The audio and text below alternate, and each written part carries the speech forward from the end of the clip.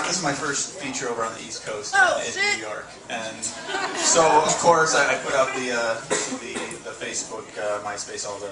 I don't do Twitter. Twitter's awesome. I mean, I have this weird thing. I still got my typewriter. Okay, I put it out on all those, and friends and family, and said, "Oh my God, I'm going to be somewhere near the ocean. You guys should come see me." So I didn't expect everyone to come up, but some of my family's here, so everyone wave at some of my family. Hey! And then some of my friends. We'll get to you in a second. One of my students is here, former student all the way from Detroit, and so I'm going to do this one. This one is also a semi-true story, and this is about the first time I met a girl that started as my student and is now my little sister.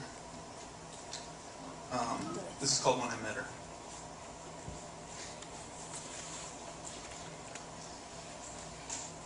When I met her, she had a fighter stance.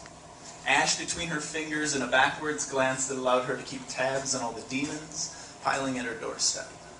The more enthusiastic devils followed her wherever she went. Tied to her hair with primer cord, they were like little napalm marionettes that whispered in her ear and told her how to walk.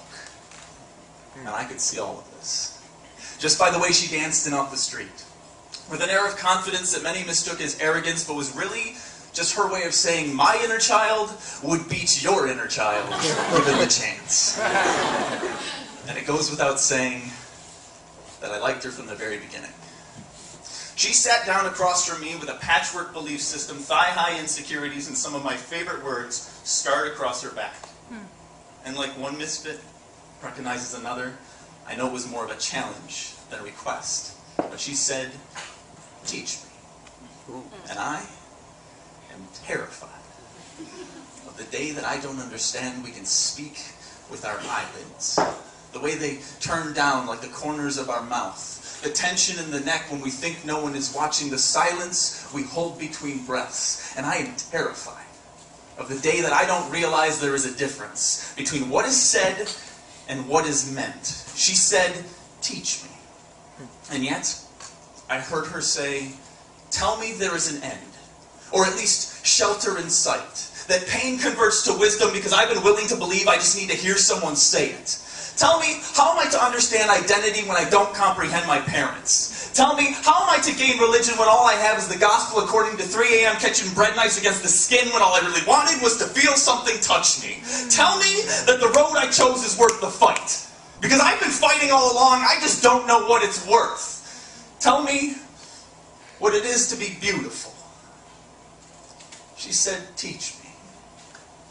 Her simple words pointing a finger at an ocean rising in me on which rode the leviathans of lessons I had fought through. I wanted to hand her every writhing revelation I had received while swimming for solid ground.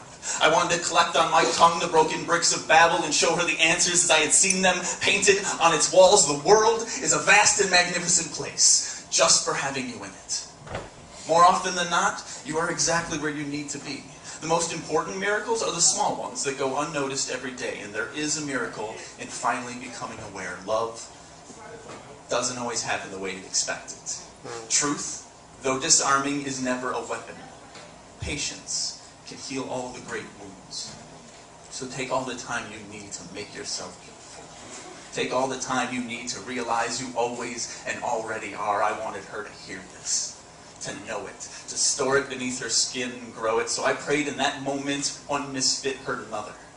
When I said, I'll do the best that I can.